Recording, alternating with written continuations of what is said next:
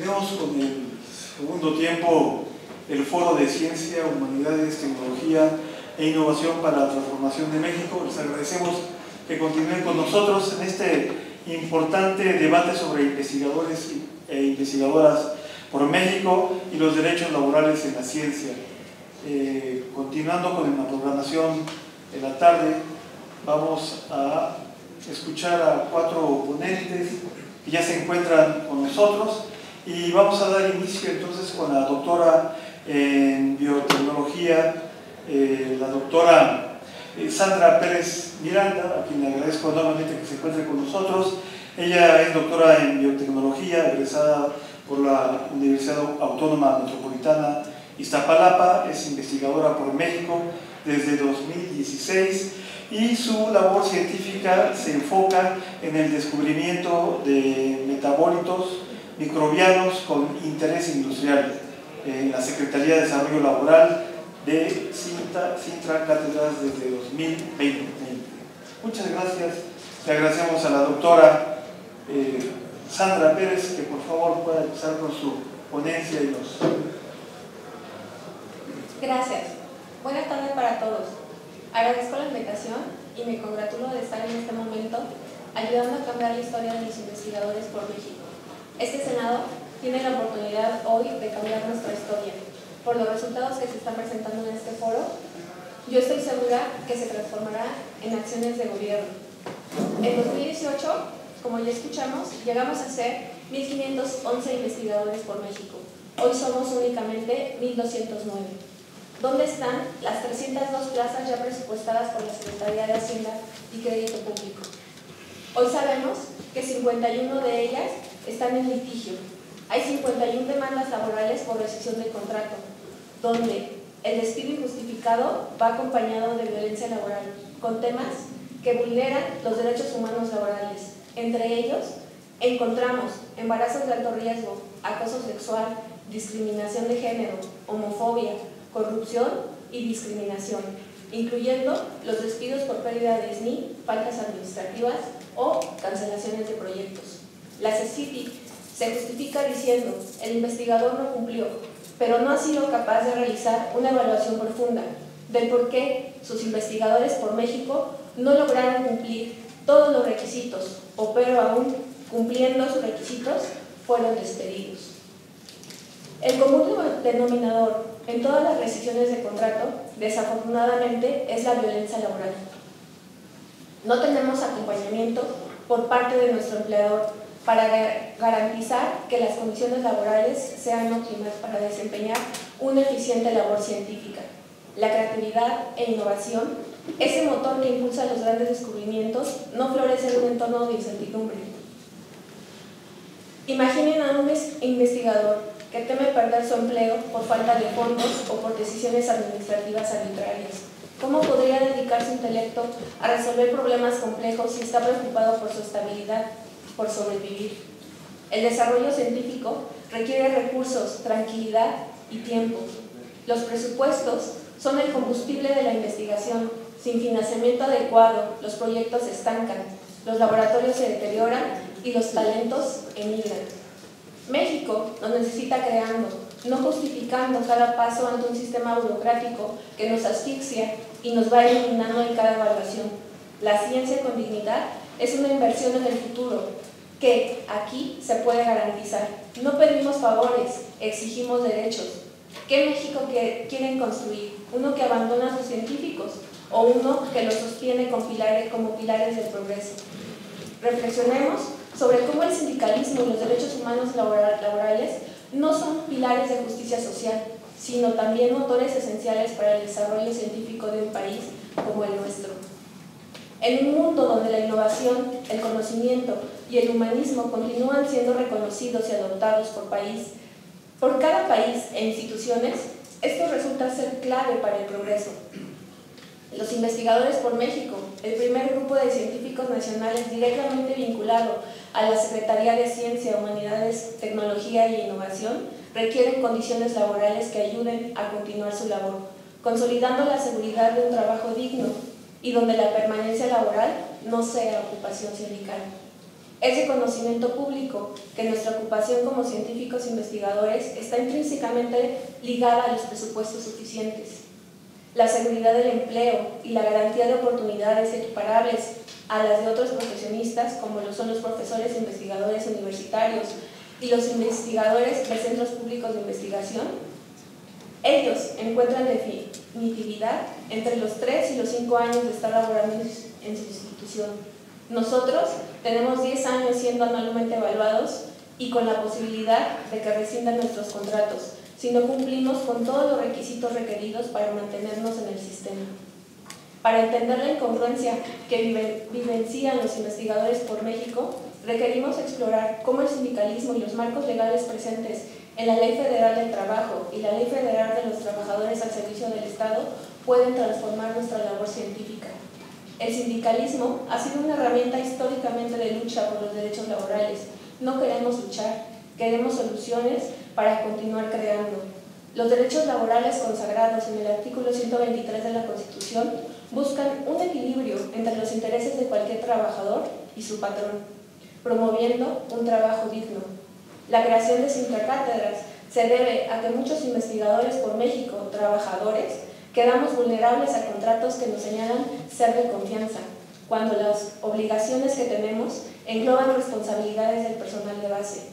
Esto nos deja en desventaja frente a los pares, aunado a las obligaciones de pertenencia del SNI, formar recursos humanos, impartir clases, realizar nuestra investigación, los recortes presupuestales, la falta de infraestructura, los ambientes laborales tóxicos, son variables que el investigador por México sondea y en el mejor de los casos mantiene su empleo. Otros terminamos con despidos injustificados y todo lo anterior va minando la capacidad de innovar. Un ambiente laboral saludable significa más que recibir un salario justo, implica condiciones e infraestructura que permitan desarrollar el potencial creativo sin la sombra de la precariedad. Llevamos 10 años ajustándonos a las agendas gubernamentales y algunos afortunadamente manteniendo el empleo.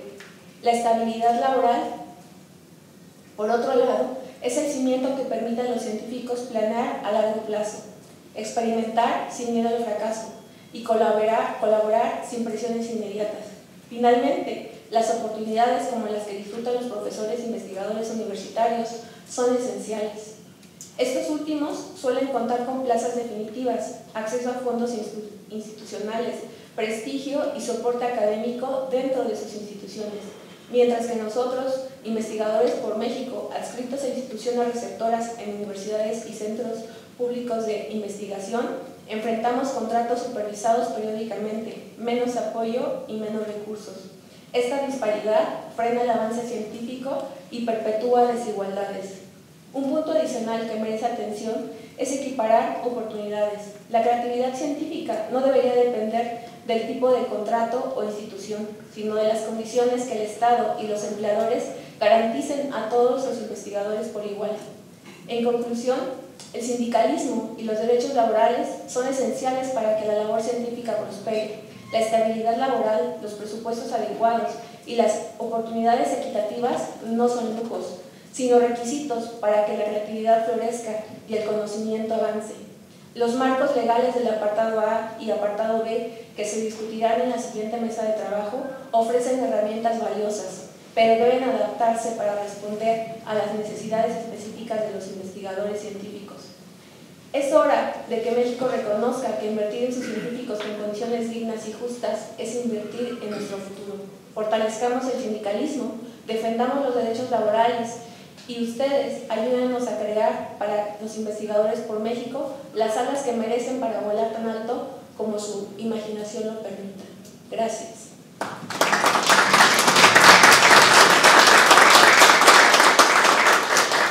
Agradecemos a la doctora Sandra Pérez de su participación, y qué importante es escuchar pues el tema del sindicalismo y del tema laboral en voz de una doctora, de una investigadora que ha tenido que prepararse sobre estos temas en defensa de los trabajadores y en el tema principal, en la defensa de los trabajadores e investigadores que, se dan cuenta que si ellos mismos no se preparan para poder defender sus derechos laborales, esto pues sería un poco más difícil actuar sobre estos problemas. Continuando las ponencias, yo agradezco a la abogada Rita Marcela Robles Benítez. Ella es licenciada en Derecho por la Universidad Nacional Autónoma de México, en donde también estudió la licenciatura en Ciencia Política y Administración Pública. Cuenta con maestría en Defensa y Promoción de los Derechos Humanos en la Universidad Autónoma de la Ciudad de México, así como con una especialidad en Migración Internacional por el Colegio de la Frontera Norte. Ha realizado estudios en Teoría Crítica, Nuevo Constitucionalismo Latinoamericano, Derechos de la Infancia, Seguridad Social, Derechos Humanos y estudios sobre África, género y filosofía feminista. Le agradecemos su participación a la abogada. Muchas gracias. Gracias. Pues buenas tardes a todas y a todos. Hola Luis. Bienvenido. Bueno, antes de comenzar, sí me quiero tomar un minuto por el lugar en el que estoy, ¿no? El recinto del Senado, que ha estado tan controvertido en los últimos días. Quiero pararme, porque quiero decir, aunque sé que no hay ningún senador presente, que en México sí hay desapariciones forzadas de personas que comete el Estado por acción propia o por aquiescencia. Y hoy me acompaña Ricardo Arturo Lagunes Gasca y Antonio Díaz. Ricardo es abogado defensor de derechos humanos, es un amigo que quiero mucho, egresado de la Facultad de Derecho, desaparecido el 15 de enero del 2023 en los límites entre Colima y Michoacán. Quiero decirles que ha habido una gran negligencia de parte del gobierno de Michoacán, de Bedoya, y de parte de la terrible gobernadora de Colima. Hay unas fallas terribles de hoy la secretaria de Gobernación, Rosa Isela, y ha habido una gran falla de parte en su momento de Encinas. Y hoy, en este momento, no tenemos respuesta de la Secretaría de Gobernación en la mesa especial que a través de unas medidas de acción urgente solicitadas al Comité de Desaparición Forzada se estableció para él por la importancia de su desaparición.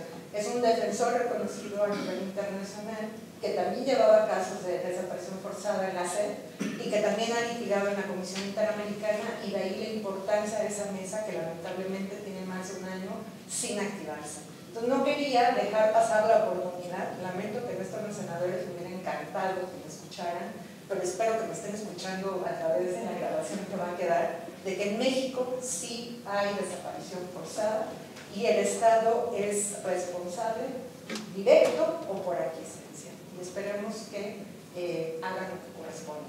Dicho eso, ahora pasemos a otro que también es importante.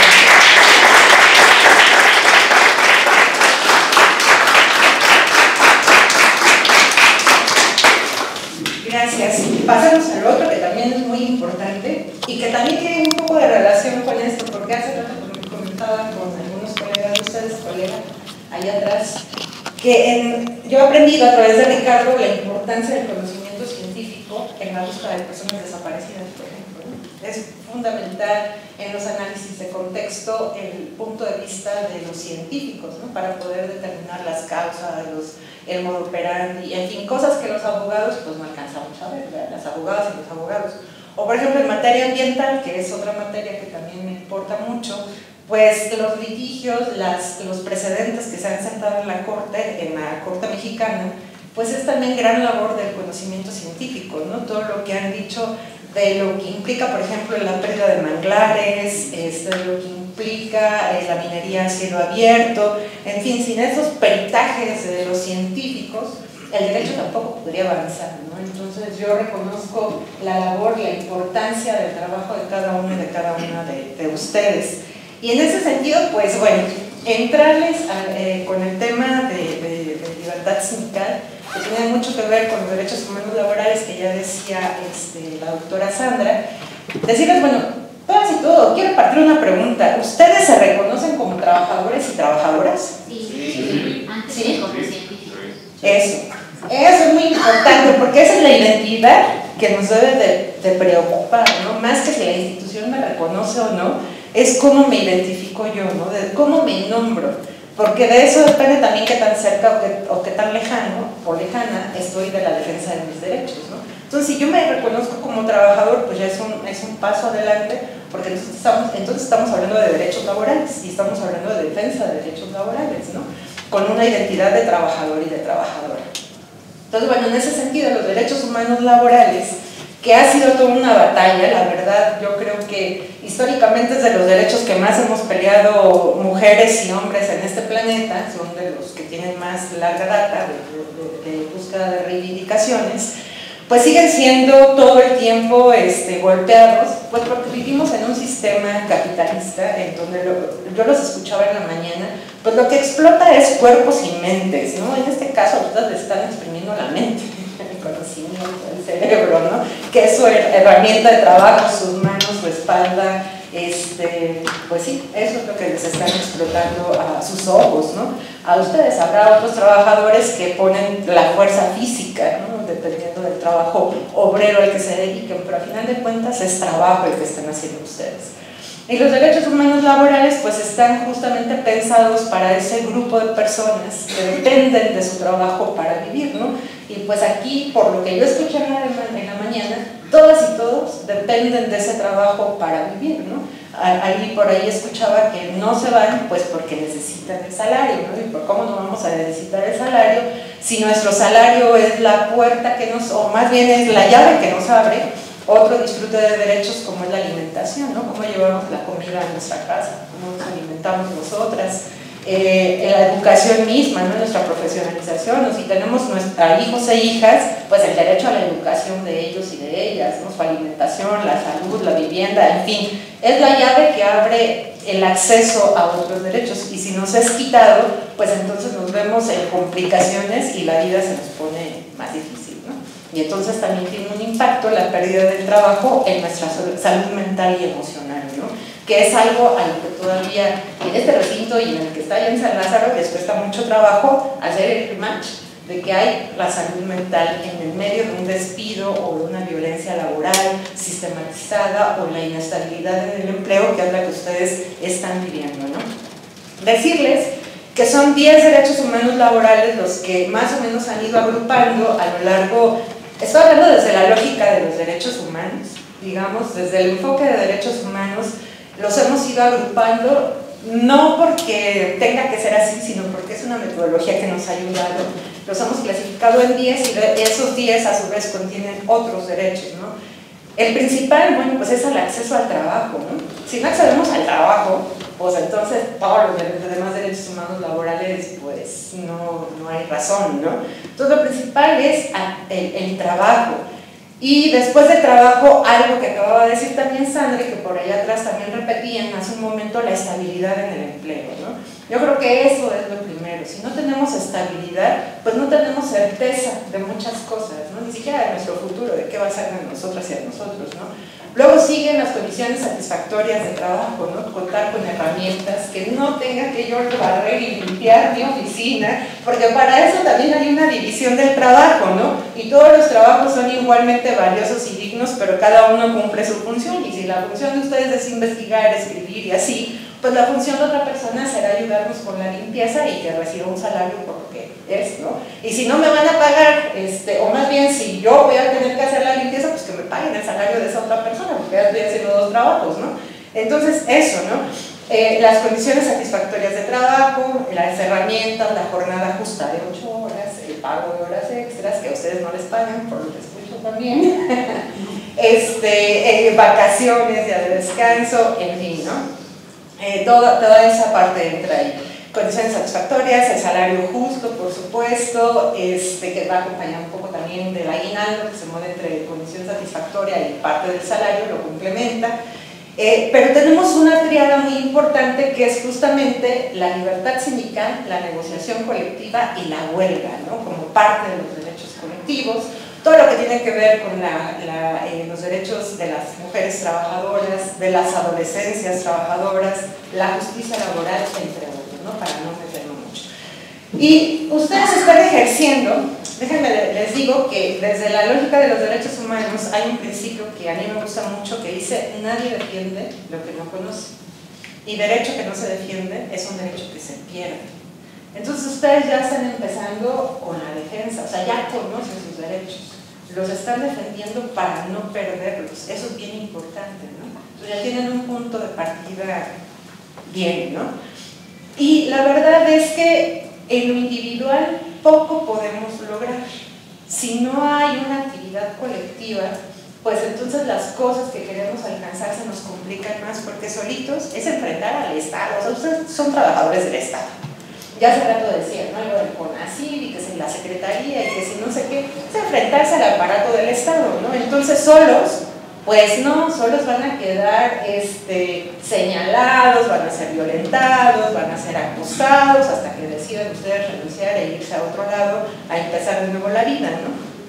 Entonces siempre es mejor lo colectivo. Entonces, entender eso, ¿no? Que el ejercicio de la libertad sindical es un derecho.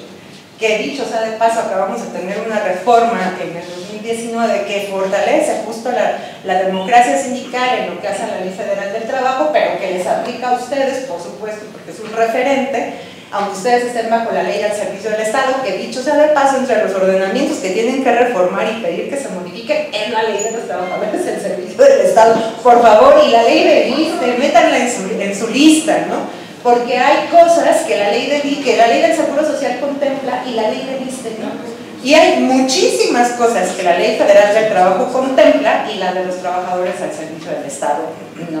Entonces eso es importante también, entre las modificaciones que ustedes quieran incidir, pues esas dos legislaciones por lo menos, ¿no? Entonces, bueno, la libertad sindical justo en este momento es un derecho que está en la mesa, está calentito, está muy en el ojo del huracán por esta reforma y que va en la línea de tener la posibilidad de organizarme libremente sin que haya injerencia de la parte patronal, en este caso del Estado, que yo me puedo organizar al interior con mis estatutos y llevar a cabo los procesos de elección que se tengan que llevar para elegir a mi representación sindical y poder negociar.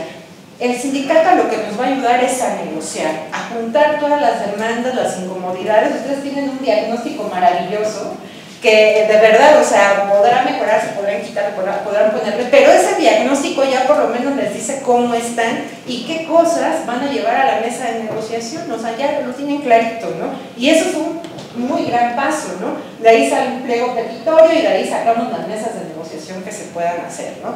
Y lo otro, bueno, pues esa es parte de la parte de la negociación colectiva. Lo otro, bueno, los trabajadores al servicio del Estado tienen un problema con el ejercicio de la huelga, pero no quiere decir que no puedan parar, por supuesto que pueden parar, ¿no? Y por supuesto que en algunos casos podrán hacer emplazamientos a huelga, habrá que verlo, su abogada que acaba de llegar les podrá decir más o menos en qué sí y en qué no, y cómo lo hacemos, ¿no? Pero eso, entonces, eso, que ustedes están ejerciendo un derecho muy importante que hoy está en el ojo del huracán. Entonces, bueno, quería como colocar eso. Y lo otro que yo escuchaba en la mañana, de este diagnóstico que tienen, me llamaba, y lo escucharon ustedes, me llamaba mucho la atención el tema de usos y costumbres. Todo lo que ustedes me están diciendo de usos y costumbres por la mañana es violencia laboral de compañeras y compañeros, ¿no? Porque no hay otra cosa más que pura violencia. A ver, dentro del trabajo que realizamos como trabajadores al servicio del Estado, pues tiene que haber una serie, hay un montón de normas que se tienen que seguir, porque además son servidores públicos. Está la ley de los servidores públicos, está la ley que le compete a la secretaría en la que ustedes están trabajando, están los reglamentos, están los reglamentos interiores de trabajo, están los reglamentos de la ley, están sus condiciones generales de trabajo o el contrato colectivo de trabajo, si es que tienen contrato colectivo de trabajo, está nuestra Constitución en la cúpula, junto con los tratados internacionales de derechos humanos que nos marcan los estándares que se tienen que cumplir. Ese es el marco de referencia. Todo lo que diga subjetividad, fuera. Aquí, como servidor público, tú no puedes aplicar subjetividades, tú tienes que tener un referente jurídico de tu actuación. Entonces, no es posible, porque si no es discrecionalidad, y si no, es corrupción. Entonces eso, ¿no? ¿Cómo documentan? El tema está en cómo documentamos esas actividades, entre comillas, subjetivas, y cuáles son las consecuencias que tienen. Porque uso y costumbre, por supuesto, son fuente de derecho, pero si hay marcos jurídicos que ya reglamentan las condiciones de trabajo y la forma en que se lleva a cabo el trabajo, pues no hay manera de aplicarlo a menos de que el uso y la costumbre estén por arriba de los derechos que están siendo protegidos. Si el uso y la costumbre me protege mejor que lo que está pasando en la ley, lo puedo invocar, pero si el uso y la costumbre va en contra de mis derechos, pues no se debe de aplicar, ¿no? Porque entonces ahí hay una violación a derechos. Y con esto quiero ir cerrando, porque sé que ya me llevo mucho tiempo hablando. Quiero cerrar porque ustedes están como en el medio de muchas cosas. A ver, me explico. Me es más fácil cuando hablo de trabajadores de la salud o de la educación. Los voy a poner de ejemplo. Los trabajadores de la salud y la educación son a la vez trabajadores, pero a la vez son la vía por la cual nosotras, las ciudadanas y los ciudadanos, incluidos ustedes, podemos acceder a un derecho que es la salud o a un derecho que es la educación. Entonces, si ese eslabón que está en medio entre la Secretaría de Estado y la población tiene una violencia en sus condiciones de trabajo, en su estabilidad laboral, en el limbo jurídico en el que los tienen con la firma repetitiva de contratos cada 3 meses, cada 4 meses, lo que sea. Si ustedes están en el limbo, no están pensando con claridad, y digo, ustedes están en una parte de investigación, no están atendiendo a un paciente directamente, creo, ni están atendiendo a niños y a niñas o adolescentes, aunque yo creo que a jóvenes sí, en las aulas, ¿no? Son una vía de acceso a la educación. Si ustedes no tienen garantizados sus derechos, ¿cómo piensan en hacer lo mejor para poder garantizar esa educación que les toca por ser funcionarios públicos, pero también trabajadores del Estado, ¿no? Y el Estado en este sentido se convierte sí en el patrón, pero tiene obligaciones muy concretas que le corresponden como Estado, y que en ese sentido tendría que poner el ejemplo, el Estado, a otros empleadores, a otros patrones de cumplimiento, ¿no? Y el Estado tiene la obligación de proteger, respetar, garantizar derechos humanos. Entonces, si no cumple con esas obligaciones con sus trabajadores en primera instancia, pues ¿qué podemos esperar el resto de las personas? ¿Qué puede esperar Ricardo en este caso, ¿no? Ese es el tema, ¿no? Entonces, ¿cómo en la actividad que hacemos como sindicato podemos ir documentando para poder denunciar esta violencia que a mí me está agotando y que también me impide hacer mi trabajo con calidad para poder cumplir los objetivos para los que fui contratado, ¿no? Y ustedes tienen a su alcance derechos muy importantes. Yo estaba viendo un poco los objetivos de la Secretaría, y es investigaciones en temas de salud, qué importante, en temas de agua, qué importante, en temas de cambio climático, en temas de educación, en temas, o sea, son temas importantes de derechos humanos. Ustedes son las cabezas que le están dando guía a ese Estado para saber qué hacer para mejorar el respeto, el cumplimiento y la garantía de derechos humanos. Esa es la importancia de su trabajo. Entonces pónganse en ese nivel de importancia, porque ese es el nivel en el que tienen que ser tratados y tratadas, ¿no? Nada más ni nada menos. Y bueno, pues yo por ahí le dejo, nada más, y bueno, muchas gracias.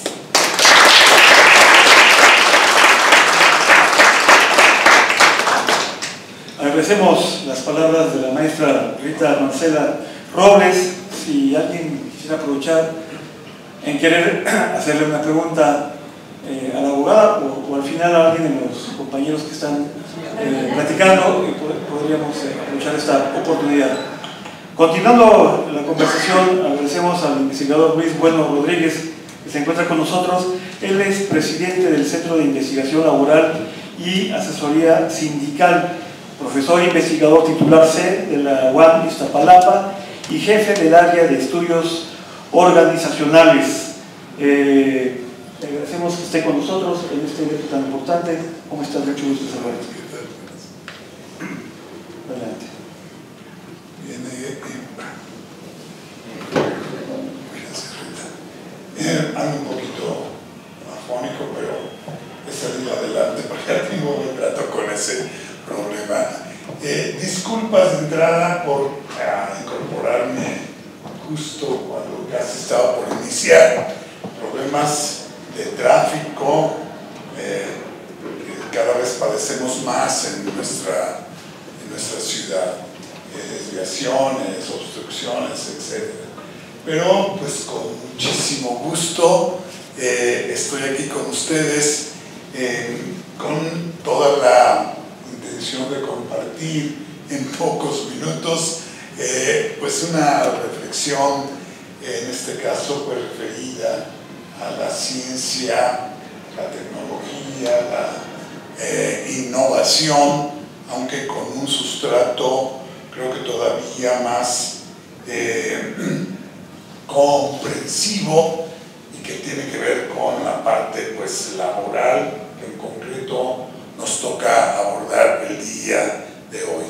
Estoy además, les confieso, muy contento porque, bueno, yo como sindicalista de toda la vida consciente, de pronto encontrarme con ustedes, hombres y mujeres, jóvenes, además, pues uno se siente reivindicado y uno dice, sí tienen uno futuro, el país tiene futuro y las cosas que uno ha hecho por muchos años, desde los principios de los 70s, pues uno ve que sí hay futuro y que va a tener continuidad para bien.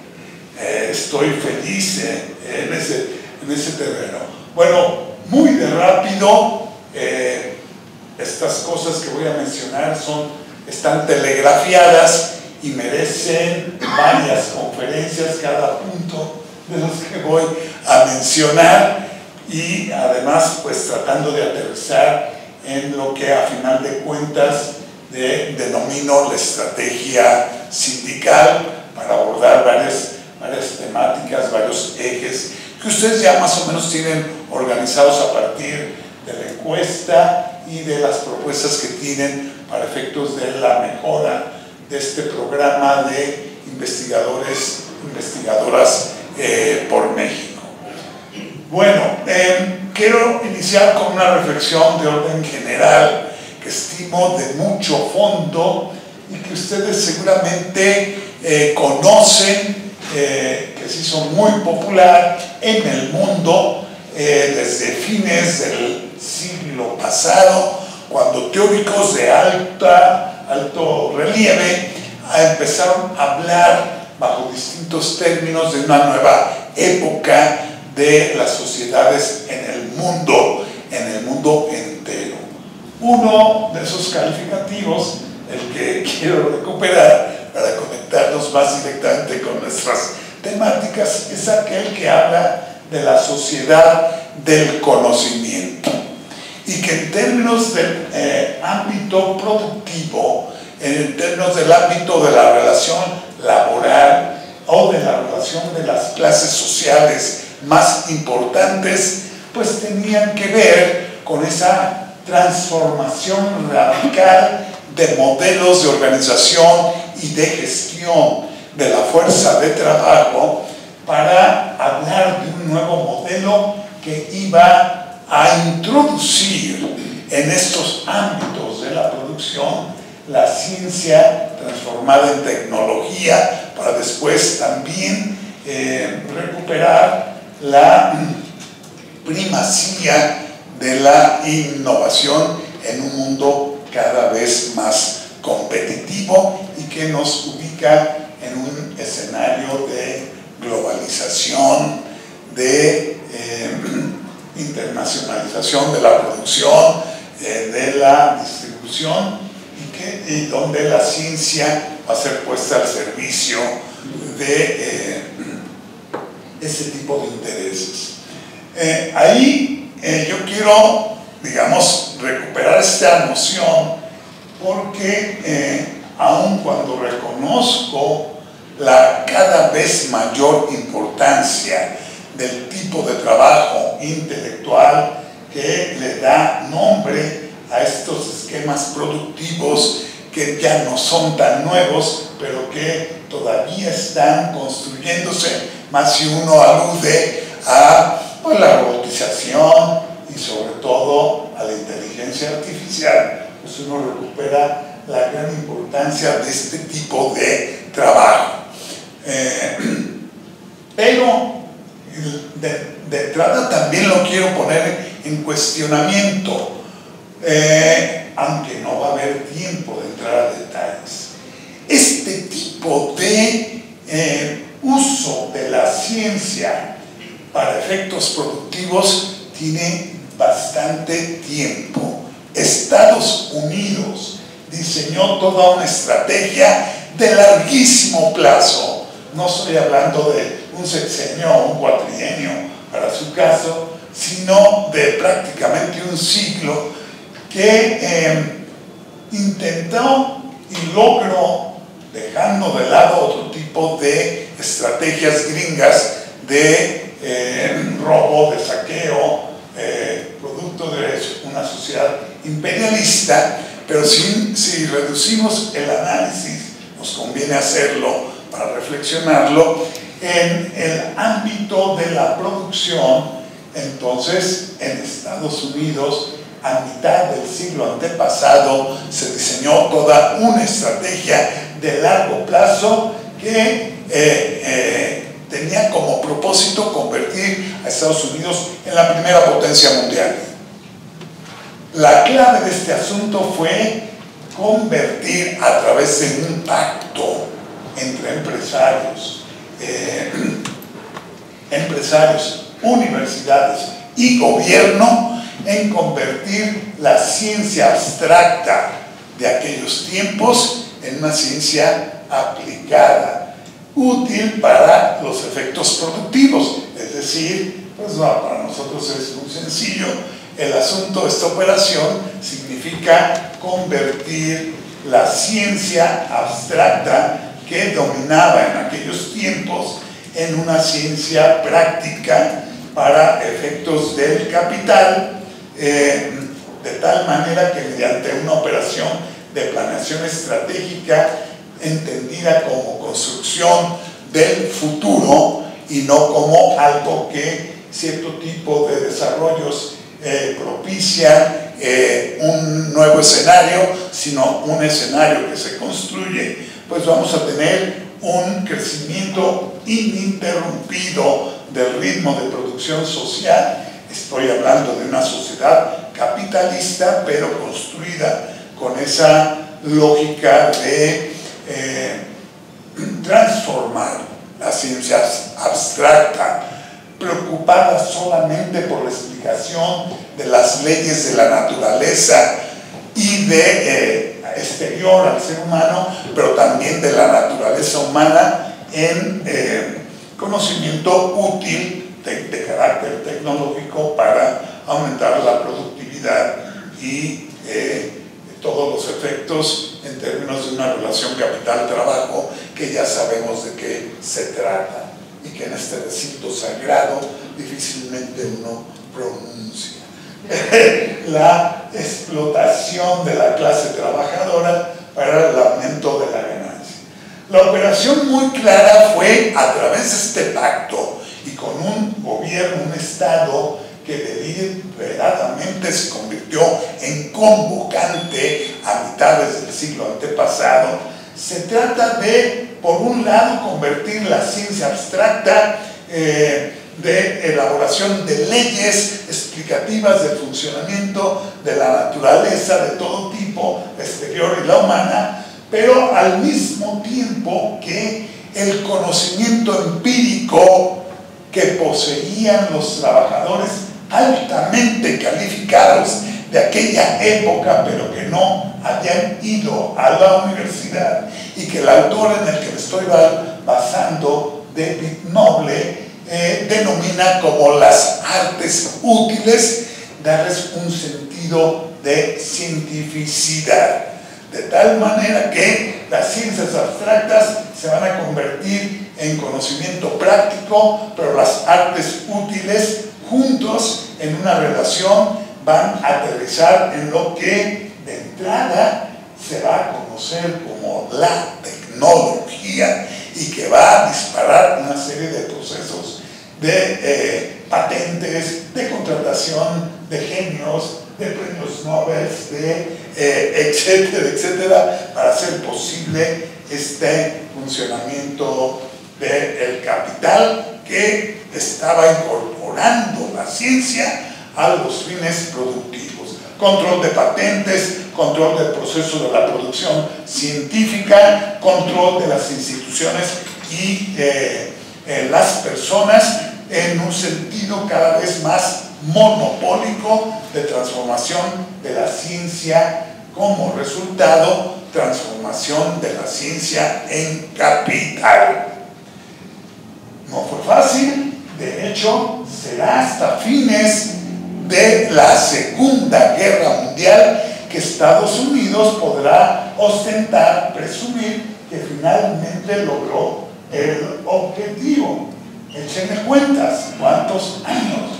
100 años, grosso modo, para que ciertamente Estados Unidos, a partir de esta gran operación de corte estratégico, se convirtiera en la primera potencia y en el ejemplo, en el paradigma a seguir con sus métodos productivos, que si tayloristas, que si fordistas, qué sé yo, y ahora pues ya sabemos, la inteligencia artificial también pues a ese servicio, pasando por la automatización de mecanizada, digo mecanizada porque podría ser un mero brazo para pintar, o una operación sencilla, pero ahora cuando hablamos de la inteligencia artificial, la réplica, la potenciación de las operaciones puramente manuales y corporales van a ser superadas porque la moda en el mundo será la réplica, la potenciación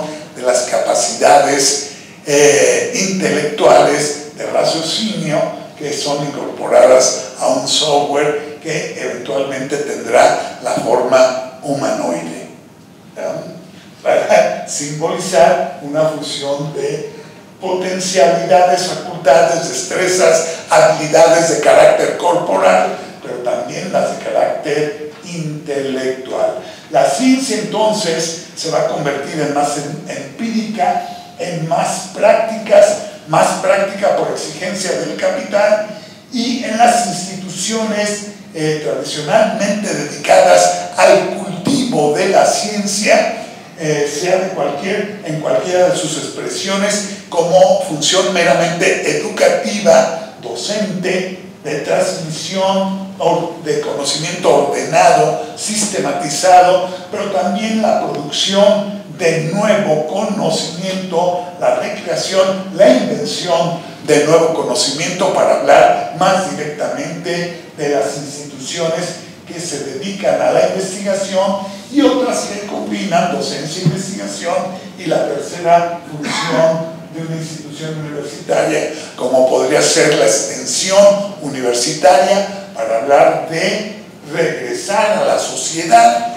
lo que le pertenece en términos de conocimiento a partir de la formación de cuadros en nuestras instituciones, o del conocimiento científico básico o aplicado o convertido en tecnología.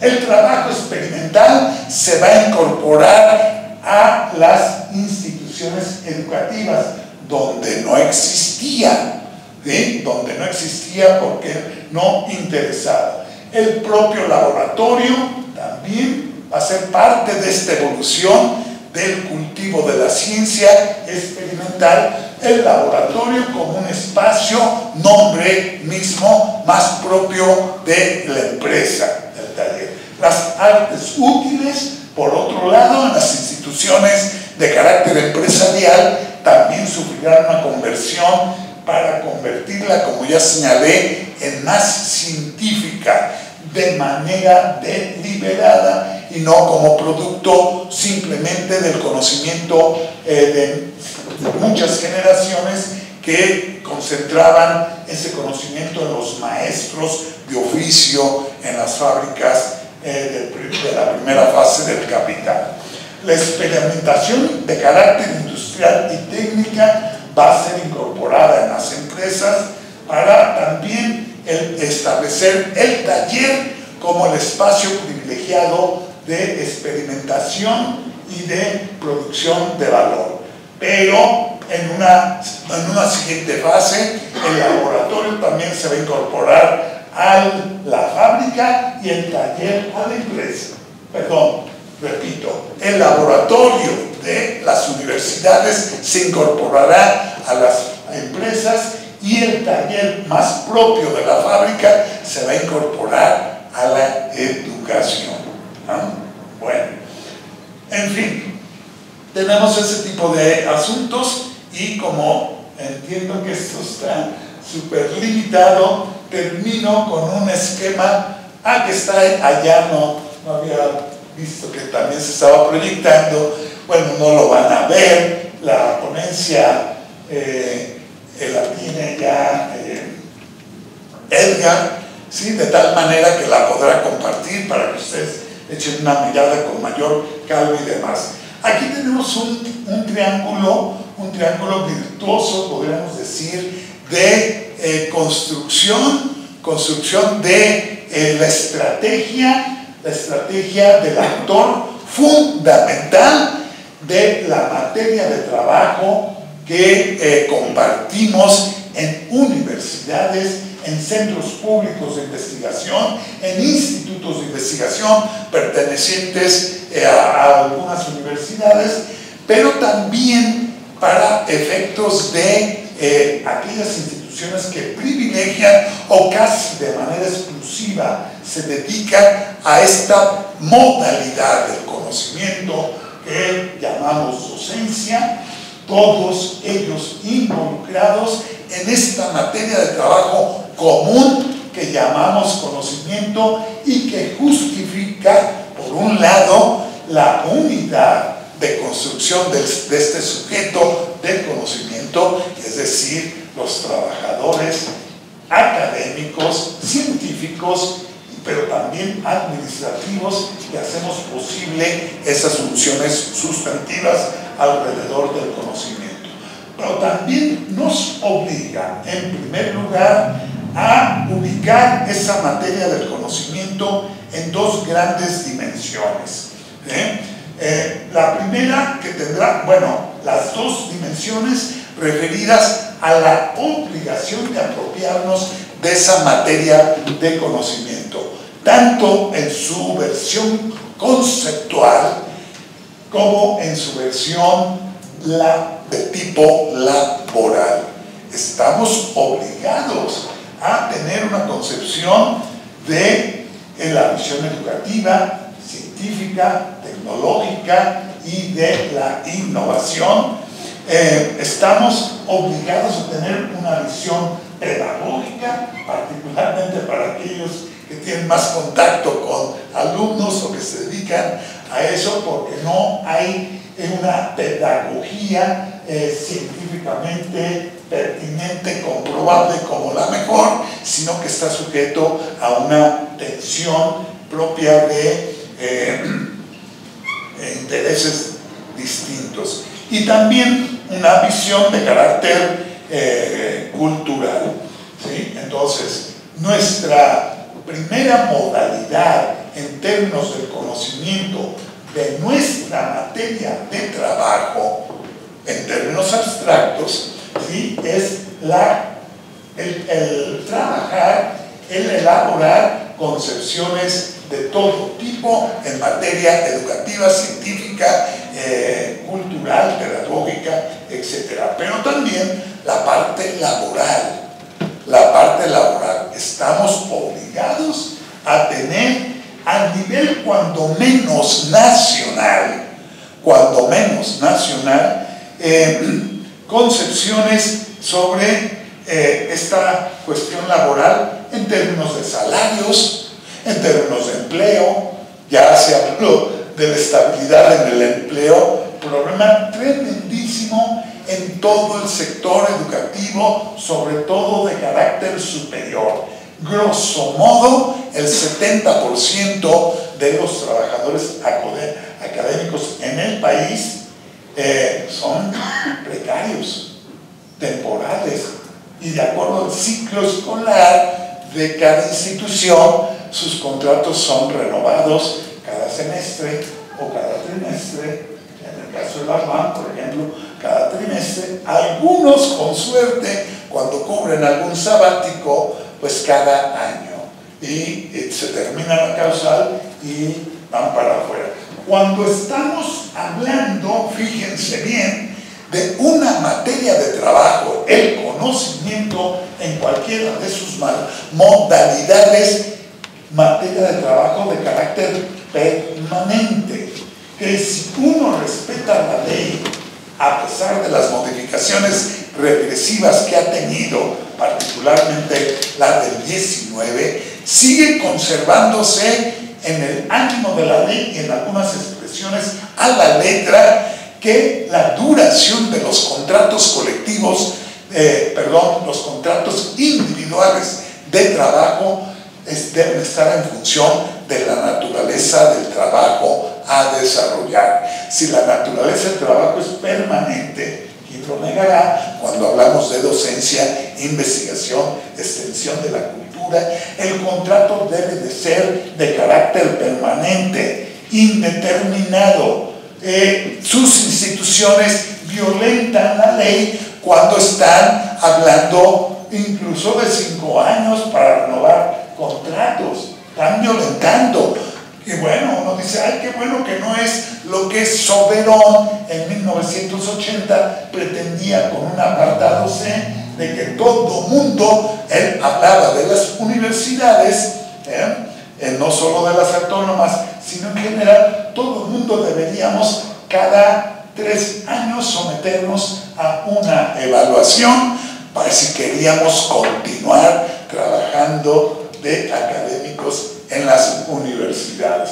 Se introdujo un concepto de permanencia, no pasó esa propuesta concreta de Soberón, pero de pronto se retoma cuando para el magisterio se hablaba de exámenes periódicos si querían los profes continuar siendo profes en primaria, secundaria, el magisterio en general, agrupado en la SED, en la CENTE, ¿sí? Y afortunadamente lo echaron para atrás con la reforma educativa de Peña Nieto. Pero me entero que ustedes, en general, en el nacimiento de las cátedras CONACYT, de pronto, yo lo escribí en su momento, pues para mí era una modalidad muy perversa, perdón que se los diga, de outsourcing, CONACYT convertido en un big manpower, ¿sí? Mandándolos a la UAM, a la UNAM, a cuanta institución fuera posible, violentando además los mecanismos que en aras de nuestra autonomía tenemos las universidades de este carácter para definir cómo se ingresa. Pero no, acá hay un convenio con la RI, o ¿cómo le llaman ustedes?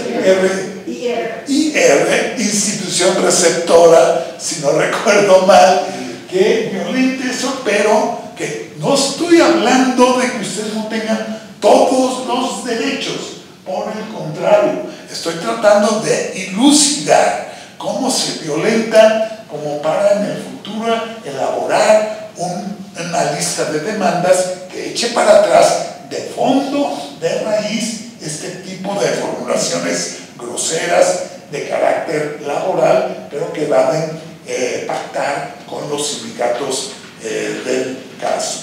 Entonces, bueno, modelos laborales en el terreno de salarios, de jubilaciones, de prestaciones, de la relación obrero-patronal, de ejercicio de la titularidad, de gestión de los contratos colectivos de trabajo a través de los comités ejecutivos y comisiones mixtas, de seguridad social, de ingreso, promoción y de un asunto que tampoco hay tiempo para abordar con detalle, las becas y estímulos.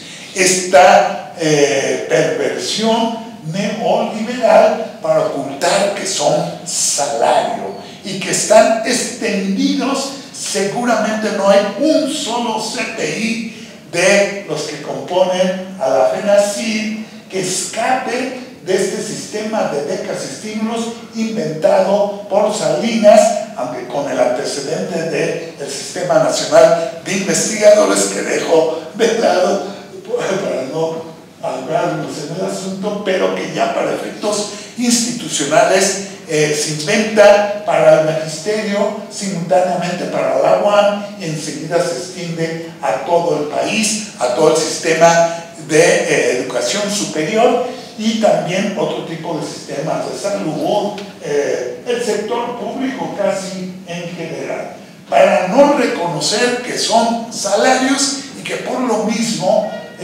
son pactables con los sindicatos. Son en general de carácter unilateral. Bueno, me quedo en ese primer eje hasta ahí, el primer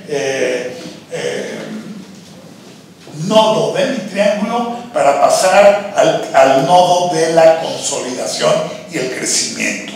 Aquí me refiero a este otro eje estratégico que significa cómo nos construimos como sujetos de carácter sindical, lo que significa construirnos como sindicatos ya existentes, pero cómo tejemos las alianzas obligadas al mismo tiempo que superamos nuestro aislamiento, o la idea de que como nosotros no hay nadie, entonces somos la élite de la ciencia y la tecnología, cuando en realidad sin unidad no llegamos muy lejos.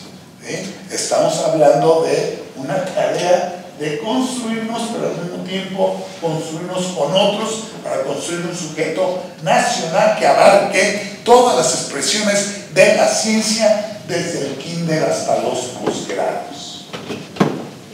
Hay que construir eso y por eso digo, sí tenemos futuro, muchas tareas que elaborar. Tercer eje, el de la interlocución obligada. Tenemos, además nos construimos a partir de la interlocución con el otro, ¿sí? Con nuestras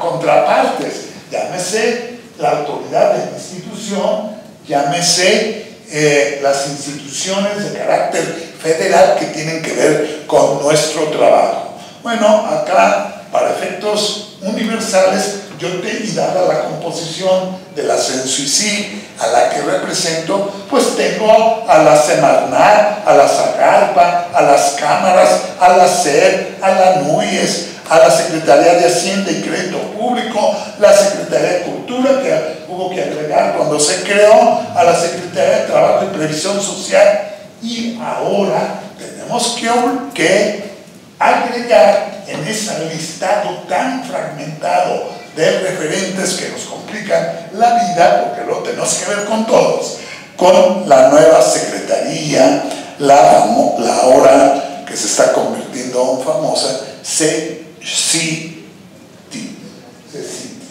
Secretaría impronunciable, pero además inaprendible, ¿no? Que además sí lo perciben. Aquí va a haber debate, es natural. Habrá quienes dicen, excelente que se haya creado esta nueva secretaría que le da toda una relevancia que no tenía con el solo CONACYT para atender la gran importancia de la ciencia, la tecnología y la innovación con una entidad que se va a hacer cargo de manera directa de este tipo de asuntos, de este tipo de temáticas y problemáticas, pero al mismo tiempo significa fragmentación. Sacan cultura del ámbito de la educación y ahora la ciencia y la tecnología. ¿Cómo demonios le hacemos para que efectivamente se le dé toda la importancia que merece en esta época la ciencia y la tecnología, que no puede dejarse de lado cuando se habla de construir otro tipo de país, y que suena cuando no se atiende de manera constante y sonante con dinero.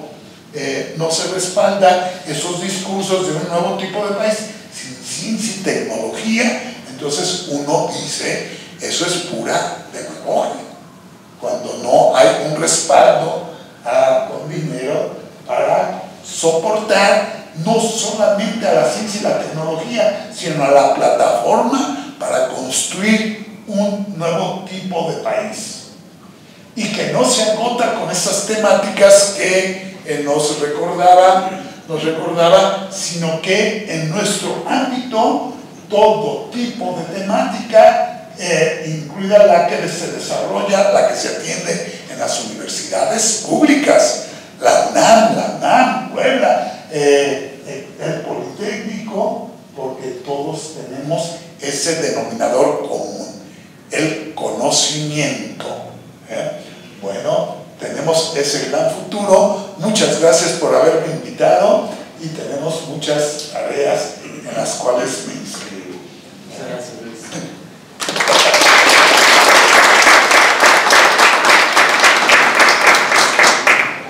Agradecemos sus palabras del profesor investigador Luis Bueno Rodríguez, quien también se desempeñó como secretario general del CIPAN, y en 2 ocasiones ha sido secretario de Asuntos Académicos de este importante sindicato de la Universidad Autónoma Metropolitana. Y bueno, vamos a continuar nuestra conversación, nuestra plática con nuestro ponente, quien ahora tengo el honor de presentar al ingeniero Manuel Escobar Aguilar, quien es el secretario general del Sindicato Unitario de Trabajadores del Instituto Nacional de Astrofísica, Óptica y Electrónica, SUTINAOE, y además él es el presidente de la Federación Nacional de Sindicatos del Sector de Ciencia y Tecnología, FENACYT. Quisiera comentar algo muy rapidísimo, porque el ingeniero, además, él es graduado de la Facultad de Ingeniería Electrónica por el Instituto Tecnológico de Puebla, y es el encargado del Laboratorio de Sistemas Microelectromecánicos, MEMS. Esto lo comento porque, pues, qué importante que un investigador de un centro de investigación muy importante como el INAOE,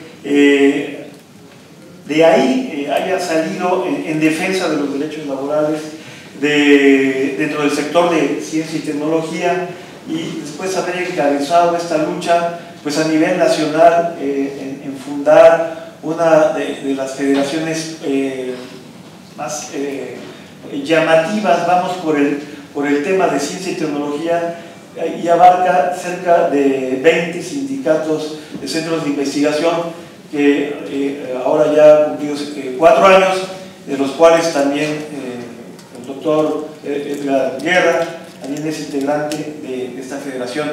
Ingeniero Manuel Escobar, pues bueno, tiene el micrófono. Gracias. Y primero quisiera preguntar cuánto tiempo. Los 10 minutos, ok, porque si no, esto se complica luego, ¿no? Primero que nada, quiero agradecer precisamente a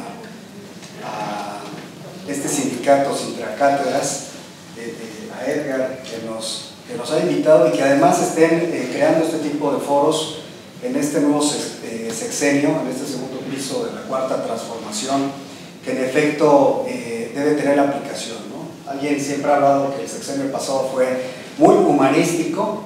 Este sexenio necesita ser de aplicación, y creo que necesitamos resolver muchos temas, no solamente en el ámbito de lo que son los trabajadores de la ciencia en México, sino también con este tema del programa de cátedras patrimoniales. Entonces, esto es muy importante, es un buen saque, digamos, en este primer año de este sexenio, porque precisamente con el trabajo conjunto, ahora que Cátedras se encuentra adherido a la FENACYT, pues podemos ir de la mano, aunque en temas a lo mejor separados, sí, porque el tema laboral de ustedes en esos momentos es crítico, el de nosotros es más, digamos, homogéneo, es muy similar. Deberíamos estar todos en ese mismo sentido, y es algo que no se ha podido llegar a concluir desde que se creó este programa hace ya 10 años, que ustedes lo celebraron, y que ese programa traía precisamente esos asegúnes Esos asegúnes que desde el 2015, casi 2016, que nosotros empezamos a reunirnos ya como una coalición de centros públicos de investigación del ramo 38, nuestras reuniones eran llevadas allí en el CONACYT, en ese entonces SINACHE, y ahí platicábamos de este programa de cátedras patrimoniales, que nosotros en el primer momento le llamamos dijiste hace un ratito, outsourcing de Estado. Lo mencionamos desde un momento, sacamos unas notas incluso, y en algunos señalamientos que se hicieron directamente con el director general de CONACYT, Cabrero, hicimos algunas demandas que precisamente este programa no iba a facilitar en absoluto ni solventar los problemas del país en ese momento.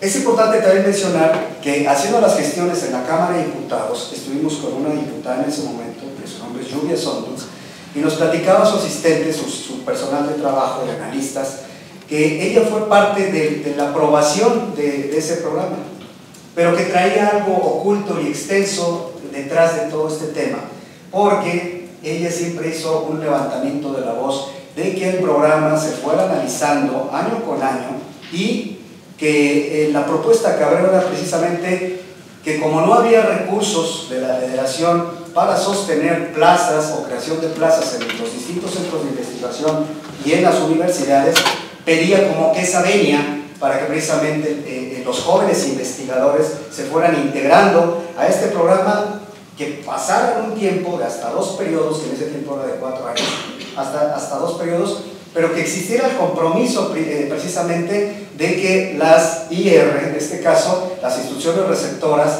los centros de investigación, universidades o los institutos dentro de las universidades, precisamente fueran adoptando a los jóvenes investigadores.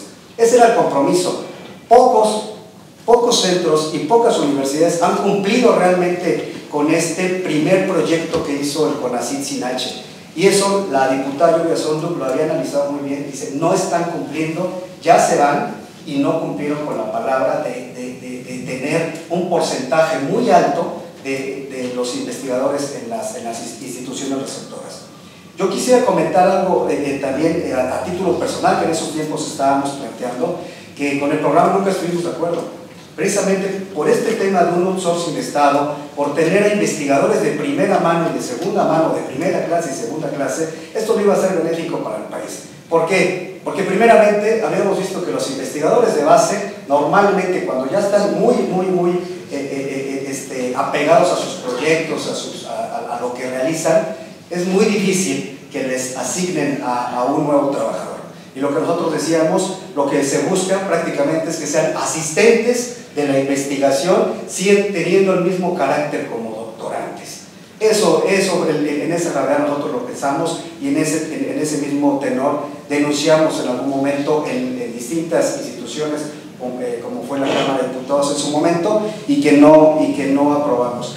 También yo pensaría que más que pensar en que tenían más de 1.500 plazas de investigadores por México ahora, y que en dónde están esas 300 plazas que les faltan ahorita, yo pensaría más en decir cómo vamos a ser parte de lo que es el sistema de centros públicos, o cómo vamos a ser parte ahora con la Secretaría de Estado de irnos instalando en los distintos, las distintas universidades, o las IR para recortar, y que se vaya haciendo ese planteamiento muy firme. Creo que ahora con esta apertura que tiene CECITI con el sindicato, se pueden ir haciendo ese tipo de planteamientos, y esa puerta que en ese momento está abierta y ese diálogo debe ser para ir concluyendo este tema, y nosotros creemos que el programa no debe de existir como programa, porque están perdiendo prestaciones, una de las principales que todos gozamos cuando ya estamos instalados en nuestros centros de investigación, es la prima antigüedad, la que te da todo el golpe al final de cuando tú te retiras, y esa no la tienen ustedes, no cuentan con ella, y entonces los siguen tratando con contratos individuales año con año, donde les exigen mayores cosas porque no cuentan, y que me digan quién de ustedes o quién de los 1.200 que existen tiene un cubículo único para ustedes. No lo hay. Y hay una regla ahora de la CIR en decir no se les tiene que dar, porque su institución a la que pertenecen es ahora la CECITI. Entonces, que ellos manden el recurso para ver cómo se recrea y cómo se pueden instalar. Ese es otro acto de discriminación que se está creando, que se sigue creando. No se pudo corregir el sexenio pasado. Insistimos mucho que el programa debería, más que reforzarse, cumplir primero con las expectativas que teníamos de nación como proyecto de investigación científica, desarrollo tecnológico, que desde ahí se estaba impulsando para beneficiar a las comunidades con estos proyectos, y se eliminara esa parte de la famosa puntitis para poder pertenecer a un sistema nacional de investigadores, ¿sí? Ya que mucho se basa en ese tema de ser individualistas y no hacerlo de manera grupal, colectiva, para el beneficio de nuestro país. Pocos hacen realmente ese tipo de investigación, y creo que si hablamos de un 20 o 30% es mucho de lo que los investigadores instalados dentro de los centros es lo que realizan. Habiendo dicho este tema, también tengo que mencionar que en 2018, con las gestiones que precisamente estábamos realizando en la Cámara de Diputados, 2017-2018, se crea impulsamos a los diputados en esa legislatura y se aprueban 200 plazas, creación de 200 plazas para los centros de investigación. Perdón.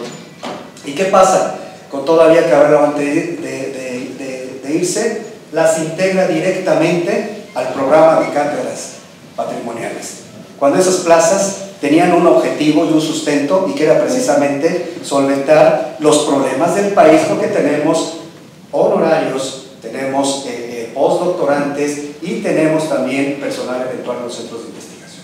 Entonces, algo que nosotros habíamos buscado para el beneficio del país de manera gradual, pues este personaje lo usó para reforzar el programa de cátedras patrimoniales, digamos que de grapa, porque no lo buscó él para que se hiciera. Más sin embargo, pues bueno, dijimos, ok, ya alimentamos este sector, vamos a tratar de trabajar con ellos para ver cómo sí se puede hacer que su IR los pueda adoptar tal y como su estatuto lo mencionaba. En el otro análisis viene el tema precisamente del régimen laboral, donde finalmente en el sexenio pasado los enfocan al apartado B como una institución que es la que les paga, que es el CONACYT con H en ese momento, y entonces dicen, ¿sabes qué? Tú no perteneces al apartado A, no tienes el tema de negociación colectiva, ni tampoco tienes derecho a un contrato colectivo, porque el que te paga soy yo, no es la IR, y como yo soy apartado B, entonces no puedes negociar un contrato colectivo conmigo. Lo someten en ese problema. Y el apartado B, ¿qué nos menciona? Primero, en el artículo primero de la ley FEDSE, nos dice claramente que los OPDs pues están allí integrados, ¿no? Habla de 5 organismos de Estado, y además habla, y los demás OPDs. Ahí nos pasa a traer a todos los centros públicos de investigación. Pero más sin embargo, en el artículo 5, fracción G, si no mal recuerdo, G o H, dice claramente, será personal de confianza, estos y los investigadores. Ahí nos recoge prácticamente y nos dice que somos personal de confianza. Quien se haya alejado hasta ese momento, y no lo digo por ustedes, lo digo por otros sindicatos, han tenido esa pérdida, ¿sí? Porque se quedaron en ese limbo que pudieron aprovechar en 2019 cuando se corrigió precisamente la reforma laboral, y que teníamos que hacer el brinco, y además también cuando nos quitaron o reformaron en la Suprema Corte de Justicia lo que fue este tema de la jurisprudencia 1/96 que nos protegía hasta ese momento, y creemos que por esa mala decisión la 10-20-21 que se aprueba para precisamente tirar la 1/96 ya no permite en estos momentos que ningún sindicato que se cree en apartado B pueda transitar como lo hacíamos libremente en algún momento por decisión de los trabajadores. Eso hace una limitante muy compleja para ustedes y para todos los que todavía queden en ese limbo de trabajadores, porque precisamente el desarrollo científico hacia dónde se va a dar, hacia ningún lado, ¿no? En este gobierno se propone un proyecto nacional de ciencia, de lo que es semiconductores, pero igual, ¿de qué se habla? De un programa, de programas de contratación, de programas de jóvenes licenciados que se les está cambiando el rumbo, ahora ya no va a ser electrónico, ahora vas a tener semiconductores aunado a esto, para que salgas y te contraten rápidamente. Pero ojo, tiene facetas, y esas facetas son limitantes precisamente para que ese joven trabajador, ese joven licenciado pueda integrarse a un centro de investigación de manera inmediata. Lo obliga así a que a lo mejor haga un posgrado, una maestría, un doctorado, que te vas a tardar 6 o 8 años, pero el problema va a ser después a dónde te vas a integrar.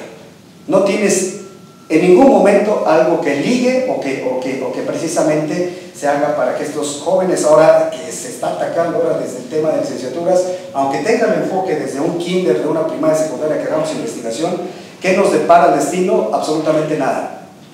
Espero que esto no se haga realidad, pero pareciera ser que lo que se está buscando, y son precisamente programas que Hacienda ofrece, porque precisamente menciona que si no hay ingresos para el país, pues entonces no puede haber un egreso que ellos puedan brindar para que la ciencia en México se dé de esta manera. Y eso es un problema muy grave de análisis sistemático de dinero, que ya bien lo dijo Luisito, si se invierte bien en presupuesto, se puede llegar a otro razonamiento y a otro tema de soluciones, pero no lo está viendo así la Secretaría de Hacienda. En esos momentos sí, con las pláticas que hemos tenido, pareciera ser que sí se va a dar ese cambio. Pareciera ser que sí va a ser de ejecución, pero tenemos que esperar, pero tenemos que estar también atentos a qué se tiene que hacer, con qué propuestas para poder reaccionar de manera conjunta.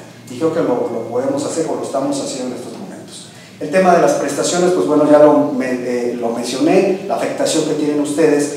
Y pues bueno, yo creo que para no pasar más, la propuesta que tenemos nosotros es cumplir con los esquemas de contratación que se tienen dados, independientemente, porque esto también lo mencionamos en algún momento, esto iba a crear una discriminación y un choque de fuerzas entre precisamente los investigadores contratados de base contra las cátedras patrimoniales. ¿Por qué? Los investigadores en ese momento no previeron todo el golpe que se iba a dar a esos 10 años que ahora ya tienen ustedes, y que iba a tener un impacto, ojo, y escuchen, de dinero. Es decir, ¿por qué el joven que está aquí gana más de 40,000 pesos si yo, que tengo nivel más alto, soy SNI 3, tengo estímulos al desempeño académico, no puedo llegar ni siquiera a ese salario? Pero no contemplaban que les quitan impuestos, que tienen que pagar su seguridad social, que tienen que todo eso, que prácticamente queda en un salario sin un estímulo al desempeño académico similar al que obtiene un investigador de planta. No lo veían, pero ellos que decían, no, pues es que quieren ganar aquí más de 80,000 pesos, no se vale, ¿no? No, señores, era precisamente analizar y no echar a andar entre grupos de trabajo, e incluso hasta las funcionalidades, porque eso es el otro tema que precisamente era, ¿por qué este chavo viene y me quiere decir yo que tengo base presupuestal, qué tengo que hacer?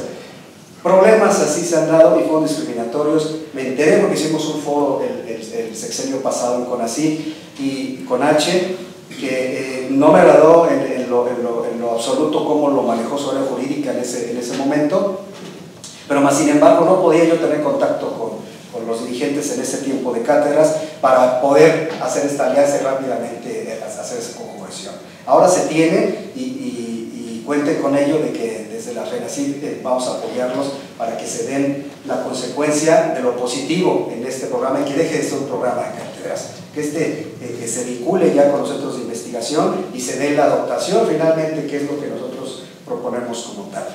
Una propuesta firme que en el sexenio pasado hicimos era precisamente aprovechando el plan de pensiones complementaria, que todo investigador adulto está en los centros de investigación y que normalmente no se va porque dice, no me voy porque pues, como somos del ISSSTE y la ley del ISSSTE dice solo 10 salarios mínimos, tengo este tope.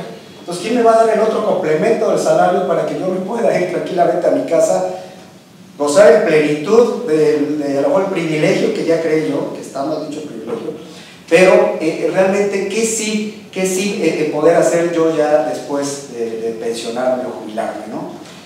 Entonces, ¿qué piensan ellos? Yo tengo una enfermedad degenerativa, ya soy adulto, y entonces ahora ¿qué requiero? Pues un sistema de seguridad fuerte, ¿no? Que me digan, que me aseguren que me van a estar atendiendo.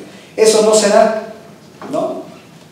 No se da porque tendrían que hacer un plan de jubilación diferente y tenemos que romper el techo de esas 10 UMAS ahora, porque ya no son ni salarios mínimos, y entonces poder llegar a resolver.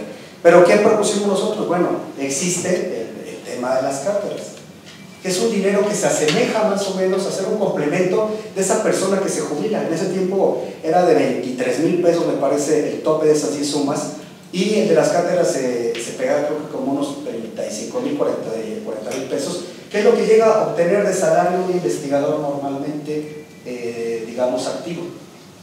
Si se empieza a hacer esa rotación de personal, ese recurso se puede ocupar prácticamente para formar su plan de pensiones complementario que quiere el investigador adulto, que a lo mejor no lo vas a despedir, porque el mismo SNI lo protege hasta por 15 años. Pues entonces que este plan tenga ese mismo periodo, hablando en temas laborales, 15 años académicos más 15 años laborales, o más bien paralelos, pues coincidía con que ese investigador se fuera íntegro, igual participando en las instituciones, y que fuera precisamente ese canal del joven investigador que llega para presentarle e inducirlo a donde fuera el tema necesario que tuviera, digamos, el galope, mencionémoslo así, de resolver temas en el país.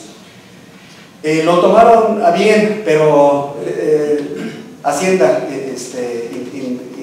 interfirió así de tajo, digo, no se meten, porque si no, entonces lo que yo sí voy a hacer es deshacerme del programa y a ver cómo le haces, ¿no? Entonces, es un problema grave, un problema muy grave. Ahora entiendo, tienen mayor enfoque, tienen mayores propuestas también ustedes, esas 200 propuestas de análisis que han estado haciendo, canalizándolas en todo el sector, que precisamente las subdividen bien en temas de no discriminación, cero tolerancia al hostigamiento sexual, que es lo que también se está dando, y también el tema del acoso laboral, porque ese es un acoso laboral que un investigador los trate como asistentes y no como su igual, como su par, como su parte para laborar. Eso yo lo sigo viendo también,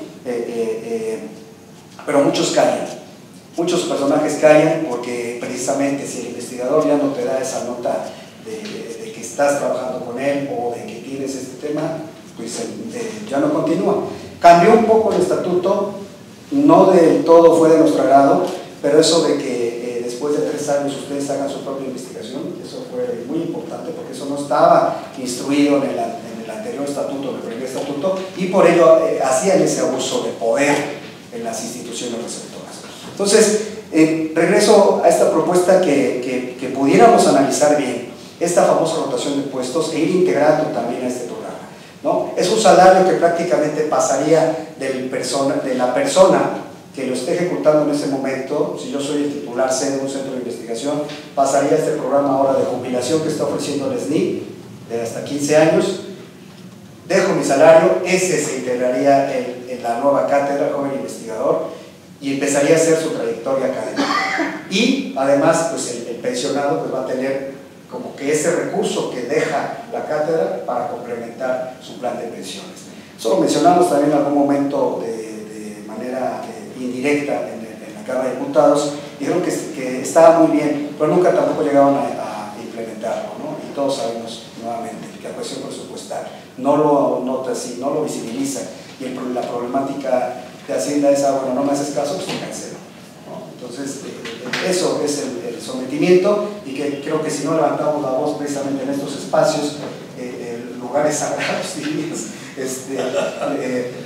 que creo que desde el sexenio pasado cambió esto y realmente se convirtió en la casa del pueblo. Hemos sido mayormente escuchados, sí, no lo niego, pero hace falta mayor labor, mayor entendimiento y precisamente estar involucrados aquí en estos espacios. Agradezco mucho nuevamente y pues bueno, que se dé continuidad a este tipo de foros, porque esto es muy corto, es un espacio muy corto.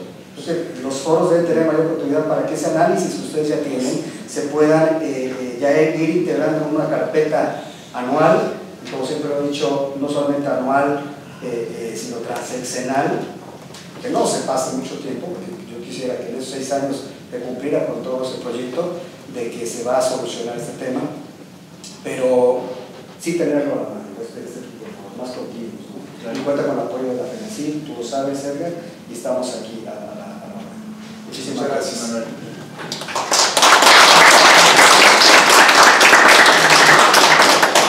Bueno, Fer, yo creo que vamos a modificar un poco la agenda, ya estamos mucho en el tiempo para, también viene una mesa muy importante.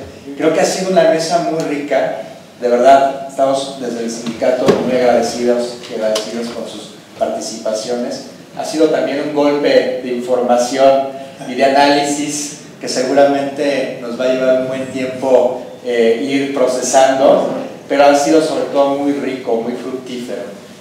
Yo nada más quisiera recordar, y esa era parte del mensaje, a propósito, Luis, de estos ejes estratégicos en los que había que trabajar. Este sindicato, el Sindicato de Investigadoras e Investigadores de Cátedras CONACYT, tiene precisamente 5 ejes sobre los que está trabajando, ¿no? El primer eje es el reconocimiento como sujetos laborales con derechos. En un entorno donde el discurso meritocrático ha servido para justificar la explotación, nuestro primer acto de resistencia es declararnos trabajadoras y trabajadores con derechos humanos laborales. No somos ni becarios ni prestadores de servicios, somos parte de la fuerza laboral del Estado mexicano y así exigimos ser tratados. Segundo, construcción de un sujeto colectivo, incluyente y democrático. Nuestro sindicato no es una ventanilla de trámites, es una comunidad en construcción. Apostamos por un sindicalismo horizontal, deliberativo, en el que las decisiones no se toman por arriba, sino desde las bases. Tercero, fortalecimiento de la dimensión académica del sindicalismo. Defendemos derechos laborales, sí, pero también defendemos la libertad de cátedra, la autonomía científica, la vinculación comunitaria. Lo académico y lo sindical no están en conflicto, al contrario, se fortalecen mutuamente. Nuestra lucha por derechos es también una apuesta por una ciencia crítica, libre y comprometida. Diversificación y profesionalización del sindicato. Somos un sindicato joven, pero yo diría, ya un sindicato maduro. Ya es un sindicato que ha construido, que tiene secretarías activas, comisiones, representación regional, es un proyecto que está en puerta, mecanismos de rendición de cuenta y una política de crecimiento. Hemos logrado consolidar una estructura que no solo resiste, sino que avanza y se proyecta a futuro. Este es solamente un camino más en esto que estamos construyendo. Finalmente, construcción de alianzas estratégicas. Ninguna lucha se gana en soledad. Por eso tejemos vínculos con la FELACYT, con Sensuecig, con sindicatos hermanos, con legisladores, con medios, con organizaciones de derechos humanos. Queremos que el Sintracátedra sea parte de un bloque amplio por la dignificación del trabajo científico en México. Nuevamente, gracias Rita, gracias Sandra, gracias Luis, gracias Manuel, gracias Fer, gracias a todas y a todos.